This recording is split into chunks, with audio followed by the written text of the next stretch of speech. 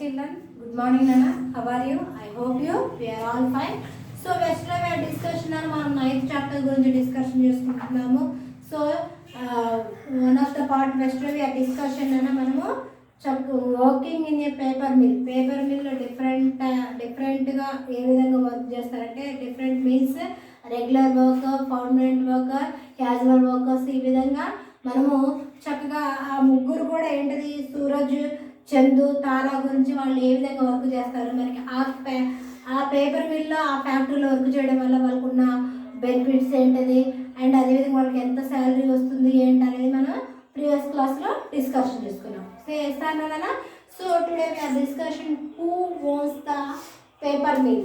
మరి పేపర్ మిల్ని ప్రత్యేకంగా వాళ్ళు రన్ చేయడానికి ఒక ఓనర్ ఉంటారు. మరి ఆ ఓనరే ఈ పేపర్ మిల్ మొత్తం కూడా చక్కగా మేనేజర్లు కానివ్వండి, పర్మనెంట్ వర్కర్ని పెట్టుకోవాలన్నా, రెగ్యులర్ వర్కర్ని పెట్టుకోవాలన్నా, క్యాజువల్ వర్కర్ని పెట్టుకోవాలన్నా మనకు ఒక కంపెనీ, ఒక పేపర్ మిల్ కంపెనీ అనేది యాజమాన్యం అనేది ఉంటుంది. మరి దాన్ని రన్ చేసే వాళ్ళు ఇదంతా కూడా చేస్తారు కదా నాన్న. సో అదేవిధంగా this mill does not have a single owner. So ఇక్కడ ఒక ఫ్యాక్టరీ కానివ్వండి నాన్న, ఒక సంస్థ, ఒకవేళ ఒక ఆర్గనైజేషన్ కానివ్వండి, ఒక ఆర్గనైజేషన్ కానివ్వండి, ఓల్డేజ్ హోమే కానీ, వాటర్ ఇట్ మేబీ నాన్న, ఒక్కళ్ళు అనేది సో నడపడం అది ఇంపాసిబుల్ నాన్న, అసాధ్యమైన విషయం. ఎందుకంటే ఒకవేళ మేబీ ఒక 2 or 3% ఒక పార్ట్నర్గా ఉండి కనుక చేస్తే కనుక అది సక్సెస్ అవుతుంది అనమాట. సో అదేవిధంగా ఇక్కడ the mill does not have a single owner. ఇక్కడ సింగిల్ ఓనర్ అనేది ఉండరనమాట. ఓకేనా. Some people got a together from a company which owns this mill. ఒక కంపెనీని రన్ చేయాలంటామో ఒక పార్ట్నర్స్ ప్రకారము ఆ కంపెనీని కానీ, ఆ ఫ్యాక్టరీని కానీ, ఆ సంస్థను కానీ, ఆ యజమాన్యాన్ని సో నెలకొల్పి దాన్ని రన్ చేయడం అనేది జరుగుతుంది అనమాట. సో అదేవిధంగా this the people invested A larger amount of the money and also borrowed the money from the banks to set up the factory. మరి ఒక ఫ్యాక్టరీని ఫర్ ఎగ్జాంపుల్ అప్పుడే స్టార్ట్ చేస్తారు అనుకోండమ్మా. సో ఫ్యాక్టరీని మరి ఒక ఫ్యాక్టరీ కానివ్వండి, ఒక స్కూలే కానివ్వండి, ఒక సంస్థని నెలకొల్పేటప్పుడు దానికి సంబంధించిన కొన్ని పెట్టుబడి ఉంటుంది కదా నాన్న. సో మరి ఆ పెట్టుబడి ఏంటంటే దీనికి ఫ్యాక్టరీకి సంబంధించిన పీపులే, ప్రజలే కానివ్వండి, అదేవిధంగా ఇన్వెస్ట్మెంట్ ప్రకారము అదేవిధంగా లార్జ్ అమౌంట్, చాలా పెద్ద అమౌంట్ కావాలి. సో ఎస్ఆర్ నాన్న ఒక ఫ్యాక్టరీని రన్ చేయాలంటే ఒక ఫ్యాక్టరీ అనేది వాటర్ ఇట్ మేబీ. సో వాటిని రన్ చేయాలంటే ఒక లార్జ్ అమౌంట్ అనేది కావాలి. For example so principal sir మన స్కూల్ ఎంతో చక్కగా సో మెయింటెనెన్స్ చేస్తున్నారు కదా స్కూల్కి, టీచర్స్కి శాలరీ అని. అదేవిధంగా అంటే ఈ సంస్థ మొత్తాన్ని మీకు బస్సుకి ఆయిల్ కానివ్వండి, ఆ బస్సులలో ఆయిల్ ఉండాలి, డీజిల్ ఉండాలి కదా నాన్న, డీజిల్ అని. అదేవిధంగా మన స్కూల్లో ఆల్ కోకరికులర్ యాక్టివిటీస్ అన్నిటిని కూడా మనము అన్ని కార్యక్రమాలు సెలబ్రేషన్ చేసుకో, వాటికి సంబంధించిన అన్ని వాటికి ఉంటాయి శాలరీస్ అని. అదేవిధంగా మనకి ఇంకా ఆయిల్, డీజిల్ కానీ చాలా ఫేస్ చేయాల్సి ఉంటుంది స్కూల్ యాజమాన్యం. అంటే ఫర్ ఎగ్జాంపుల్ మన కరస్పాండెంట్ సార్, ఆ విధంగానే ఫ్యాక్టరీలో కూడా ఎవరైతే ఉంటారో లార్జ్ అమౌంట్, మన స్కూల్ రన్ చేయడానికి కూడా లార్జ్ అమౌంట్ కావాలమ్మా. ప్రతి నెల టీచర్స్కి శాలరీస్ ఇవ్వాలి, బస్సులకి ఇన్సూరెన్స్ కట్టాలి, డీజిల్ అని, సో బుక్స్ అని, చాలా ఖర్చులు ఉంటాయి నన్ను. మనం ఏంటిది జస్ట్ తాత్కాలికంగా అలా మన స్కూల్ మన ఫ్యామిలీని రన్ చేయాలని, ఈవెన్ మన అమ్మా నాన్న మీకోసం ఎంత కష్టపడుతున్నారో మీకు తెలియదు. కాకపోతే ఏంటంటే మన అమ్మా నాన్న తెస్తున్నారు కదా మనం, కానీ దాని వెనక చాలా హార్డ్ వర్క్ ఉంటుందన్నమాట. అదేవిధంగా ఒక ఫ్యాక్టరీని రన్ చేయాలంటే చాలా లార్జ్ అమౌంట్ కావాలన్నా, ఆ అమౌంట్ అంటే లార్జ్ అమౌంట్ ఆఫ్ మనీ మనం ఏది రన్ చేయాలన్నా కూడా ఈ నవ్వే డేస్ అని కాదు నాన్న, ఎప్పుడు కూడా అది నువ్వు ఒక ఏది నెలకు ఏది, ఒకవేళ ఫర్ ఎగ్జాంపుల్ నువ్వు న్యూ డ్రెస్ కొనుక్కోవాలన్నా నీకు మనీ కావాలి, బుక్స్ కొనుక్కోవాలన్నా మనీ కావాలి, pens, water it maybe you are by compulsory you want money. And అదేవిధంగా లార్జ్ అమౌంట్ ఆఫ్ మనీ, కంపల్సరీగా పెద్ద మొత్తంలో మనీ కావాలి. మరి వీళ్ళు కూడా ఏం చేస్తారు, సో బారోడ్, వీళ్ళు కూడా దానికి పెట్టుబడికి కావాల్సిన అమౌంట్ని ఎక్కడి నుంచి తెస్తారు, బారోడ్ అంటే అప్పు తీసుకురాడు ఎక్కడ. So borrowed money from the banks. వీళ్ళు ఎక్కడ తెస్తారు నాన్న, ఈ ఫ్యాక్టరీకి కావాల్సిన అమౌంట్ని, పెద్ద మొత్తంలో కావాల్సిన వాటిని వీళ్ళు కూడా ఏం చేస్తారంటేనా, సో బారోడ్ అప్పు తీసుకొస్తారనమాట. ఓకేనా. So they appointed the managers of administration, staff and regular employees. మరి ఇక్కడ అపాయింటెడ్, మరి ఇక్కడ ఈ పేపర్ మిల్ని కావాలంటే ఎవరున్నారమ్మా? మేనేజర్స్ ఉండాలి. చేస్తాను, మేనేజర్స్ ఉండాలి. అండ్ అదేవిధంగా సో దీన్ని నడిపించడానికి, అడ్మినిస్ట్రేటివ్ అంటే పరిపాలించడానికి నేను, ఓకేనా. సో అడ్మినిస్ట్రేటివ్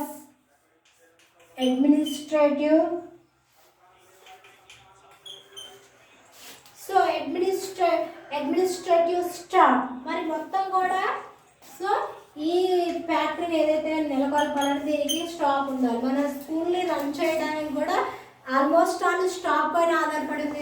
దాదాపు మన స్కూల్లో ఎంతమంది టీచర్లు ఉన్నారు, సెక్షన్కి 2 చొప్పున మన స్కూల్లో ఎంతమంది స్టాఫ్ ఉన్నారో మీకు తెలుసు. అదేవిధంగా మరి మన స్కూల్లోనే ఇంతమంది స్టాఫ్ ఉన్నప్పుడు సో మరి అదేవిధంగా ఒక ఫ్యాక్టరీని రన్ చేయాలంటే సో అడ్మినిస్ట్రేటివ్ స్టాఫ్ కూడా ఉండాలి కదా ఫ్యాక్టరీని రన్ చేయడానికి. సో అదేవిధంగా ఇంకా స్టాఫ్తో పాటు రెగ్యులర్ ప్రతిరోజు కూడా అక్కడ ఉండే so employees, regular employees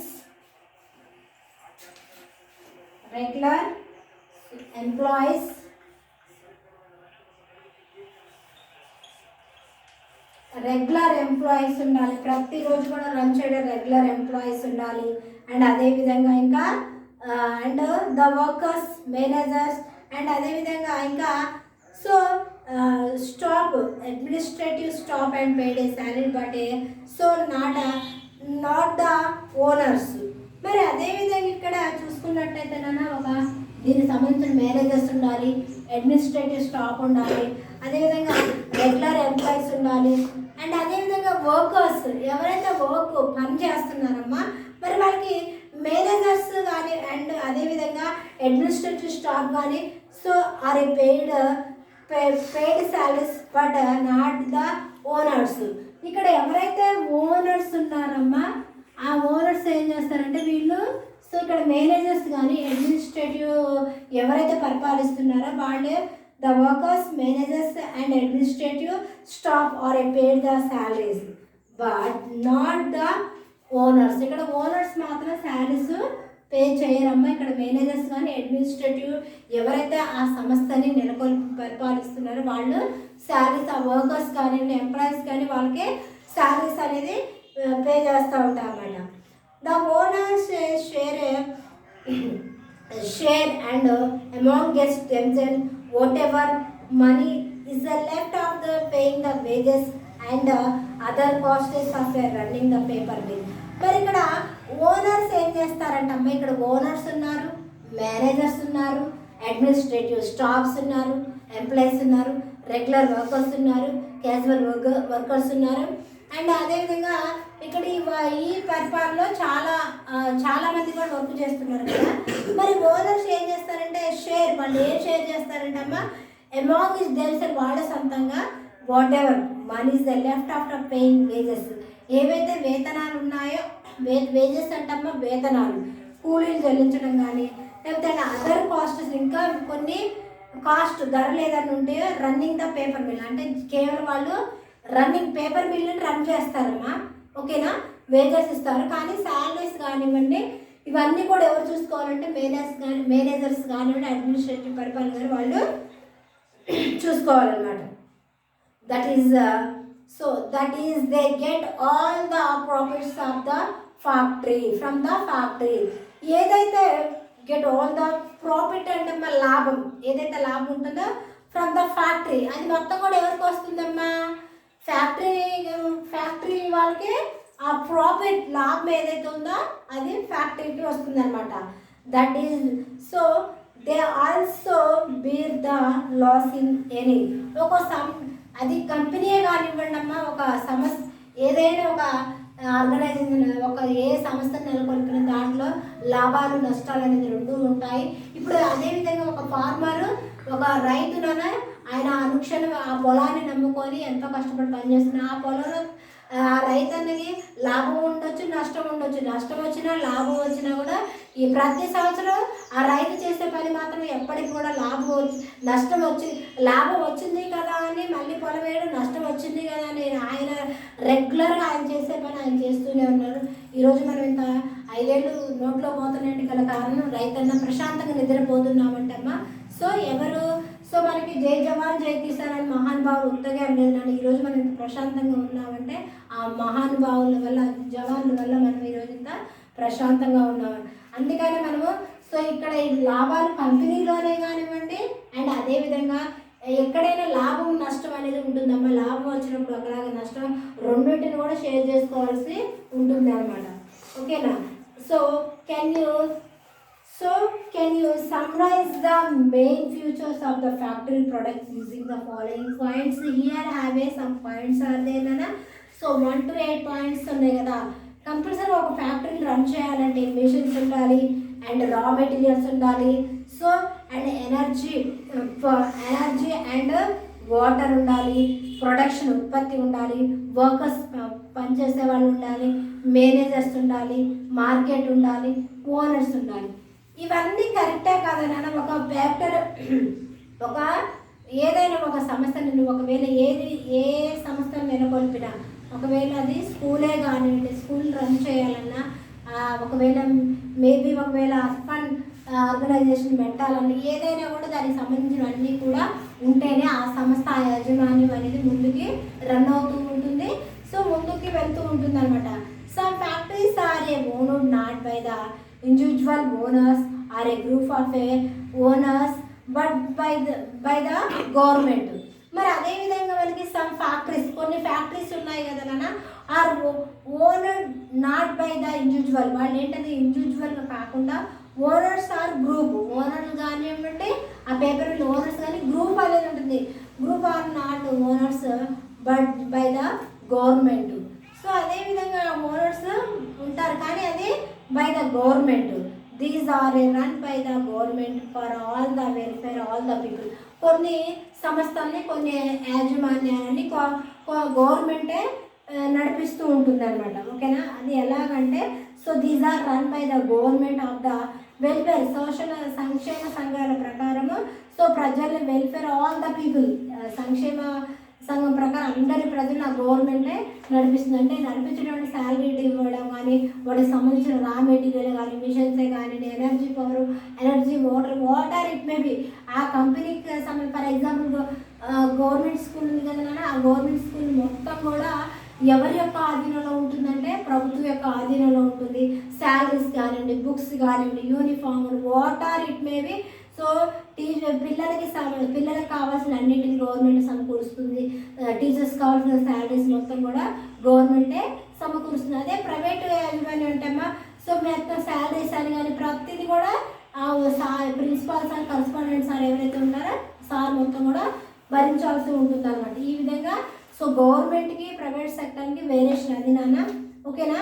so most factories need a raw material in the such a large quantity that a natural resource like a forests, rivers and mines are rapidly and so executing. So మరి అదేవిధంగా most ఫ్యాక్టరీస్ని ఎక్కువగా run చేయాలంటే అమ్మ compulsory need ఏముంటుందంటే raw material, ముడి సరుకు అనేది కంపల్సరీగా అవసరము. In a such large quantity, చాలా పెద్ద పరిమాణంలో. సో న్యాచురల్ అంటే సహజసిద్ధంగా దొరికే రీసోర్స్ ఏవైతే వనరులు ఉన్నాయో, లైక్ ఫర్ ఎగ్జాంపుల్ ఫారెస్ట్, అడవులలో, అదేవిధంగా రివర్స్, నదులు, అండ్ అదేవిధంగా మైన్స్, ఓకేనా, గనులు అండ్ ర్యాపిడ్లు, ఇవన్నీ కూడా ప్రతిదీ ఒక ఐటమ్ ఏది తయారు ఏదైనా వాటర్ ఇట్ మేబీ. సో మనకి ఇప్పుడు చూస్తున్నాం కదా పేపర్ మిల్ గురించి. పేపర్ మనకి ఏ విధంగా తయారవుతుంది, మరి ఎన్ని స్టేజ్లో తయారవుతుంది అనేది మనం చాలా చక్కగా తెలుసుకున్నాం. ఒక ముడిసరికి అనేది నువ్వు ఒకవేళ టేబుల్ తయారు చేయాలన్నా, ఒక బుక్కే కానీ వాటర్ వాటికి సంబంధించిన రా మెటీరియల్ కంపల్సరీగా ఉండాలి అనమాట. They also give out a smoke and so pollute the rivers and surrounding land with a there so and chemical so effluents. మరి అదేవిధంగా they also give out a smoke and pollute other rivers. Surrounding land ఏదైతే ఉందనో మనకి chemicals ప్రకారంగా కానివ్వండి, చూసుకున్నట్టయితే మనకి కాలుష్యాలు కూడా 3 రకాల: శబ్ద కాలుష్యం, వాయు కాలుష్యం, జల కాలుష్యం. మరి అదేవిధంగా వాయు కాలుష్యం వల్ల గాలి ఇవన్నీ కూడా ఏంటది మనకి పర్యావరణం అనేది కలుషితం అవుతుంది. మరి అదేవిధంగా ఇంకేంటిది సౌండ్ వల్ల కాకుండా ఈ సరౌండింగ్ ఈ చుట్టుపక్కల ఉన్న ల్యాండ్ విత్ దేర్ కెమికల్ ఏవైతే కెమికల్స్ రసాయనాలు కానీ మొత్తం కూడా ఏంటది ఇఫ్యూమెంట్స్ ఇవన్నీ కూడా ఏంటంటది మొత్తం కూడా పొల్యూట్ అవుతున్నాయి అనమాట, కలుషితం అవుతున్నాయి. ఓకేనా?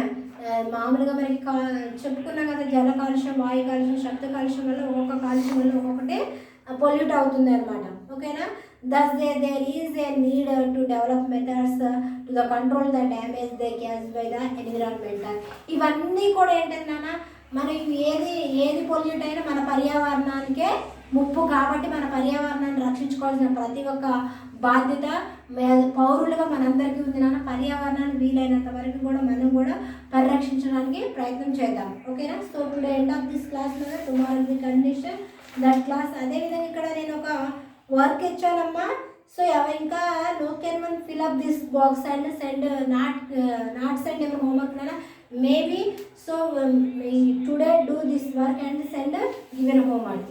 ఓకేనా? And hard boards also read lesson program. After write hard words 10 or 20. After send your homework. Okay, Nana? Bye.